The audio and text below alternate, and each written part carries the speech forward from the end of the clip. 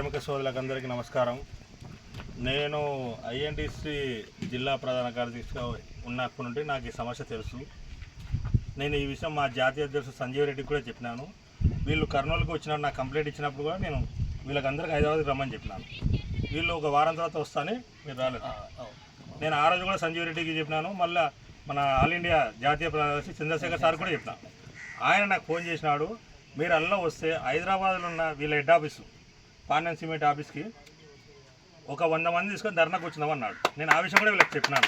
వీళ్ళు నాకు ఆ రోజు రాలేదు. నేను 3-4 సార్లు ఫోన్ చేసినాను, వీళ్ళేం నాకు స్పందించలేదు. నేను మళ్ళీ నాకు చంద్రశేఖర్ సార్ ఫోన్ చేసినామని నేను చెప్పినాను. ఈసారి పాండ్యన్ సిమెంట్ వర్కర్ లేదని వచ్చినా వాళ్ళు రాకపోయినా నేను వాళ్ళ సమస్యలు కనుక్కొని మీకు ఇన్ఫర్మేషన్ ఇస్తాను చెప్పినాను.